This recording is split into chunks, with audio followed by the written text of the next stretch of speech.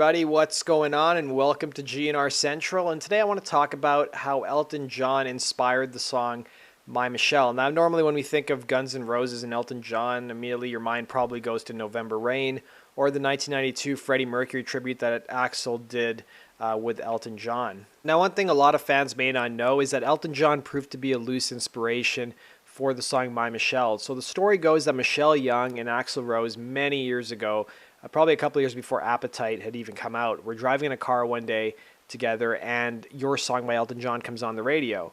And Michelle Young basically turns to Axl and says, I really wish somebody would write a song about me, just like Elton John's written a song about someone else. Now let's talk a bit about the song that Elton John wrote called Your Song. In case you guys aren't familiar with it, you guys can go check it out on YouTube. But what's funny with Elton John is he wrote a lot of the music, but he had trouble writing lyrics a lot. So he used to work with Bernie Taupin. So Taupin wrote the song's lyrics after breakfast one morning on the roof of 20 Denmark Street in London, where John worked for a music publishing firm as an office boy. Hence the line, I sat on the roof and kicked off the moss. So the lyrics really express the romantic thoughts of an innocent person. John sings a straightforward love lyric at the beginning. It's a little bit funny, this feeling inside, I'm not one of those who can easily hide. I don't have much money, but boy, if I did, I'd buy a big house where we both could live. So, of course, this is pretty pale in comparison to what Axl wrote about Michelle Young in the song My Michelle. But here's a great interview that Axl and Slash gave back in 1988 to MTV, where they talk a bit about writing the song and how they went through a number of different lyrical versions. At first, Axl felt like the first version of the song really wasn't true, so then he wanted to make it more true, but they were worried about offending Michelle Young and even her dad as well. So here's the interview you guys can check out.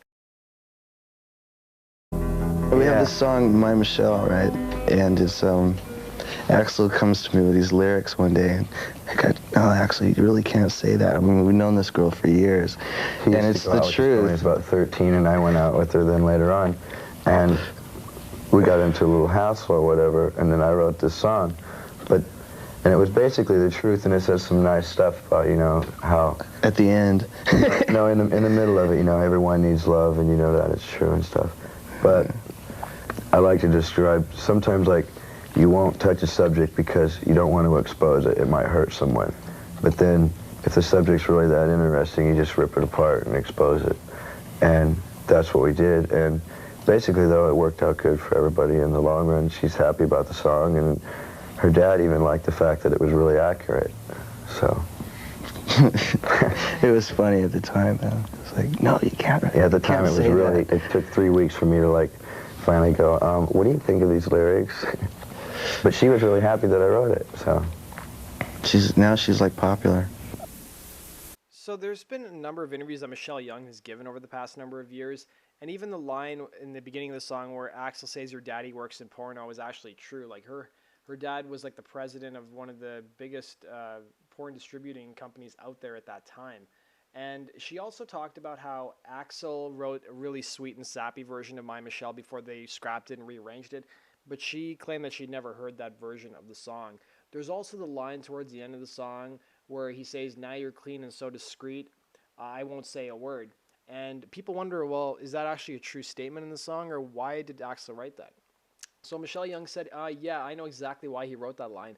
I had went to a program and gotten sober and was still in the program, but it was New Year's Eve and Axl was at the party he was at the same party I was at.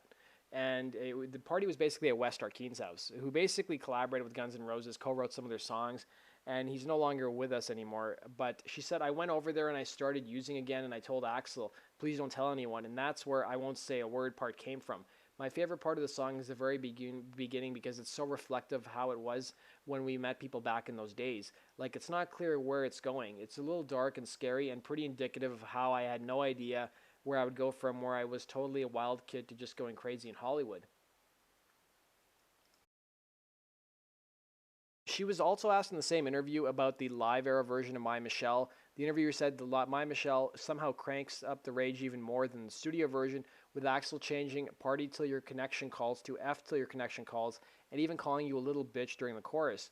What did you think when you heard that version, which I'm thinking was probably recorded during the Use Your Illusion tour?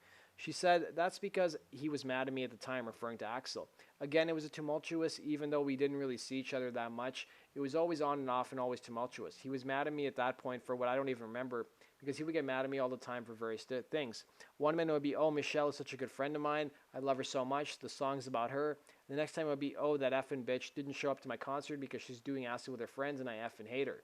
That actually happened once. He was getting tickets for my little cousins and I to go to the concert. I was supposed to be there to meet him. I believe it was in Anaheim or something. My younger cousins went and they were all shocked and came back and said, oh my God, Michelle, he talks so much shit about you. And that was all because I didn't show up. I told him I can't, Axel, I'm on acid, which I was at the time. But I was like, wow, he didn't have to tell everybody about that. He would stay with me at my dad's house a lot. He would sleep over a lot, and I would take him all over to shows and stuff because he didn't drive, so I would take him to concerts and gigs all around. I would wait for him and when he get ready to go and even put up with his tantrums and hissy fits and all that shit. So, no, the live version of the song doesn't surprise me, to answer your question. So that does it for this episode of Guns N' Roses True Story. I hope you guys enjoyed that. Let me know your thoughts in the comment section below. Please be sure to go visit gnrcentral.com and hit subscribe if you love Guns N' Roses as much as I do. Thanks for watching, everybody, and have yourself a good one. You're watching Zeeshan H.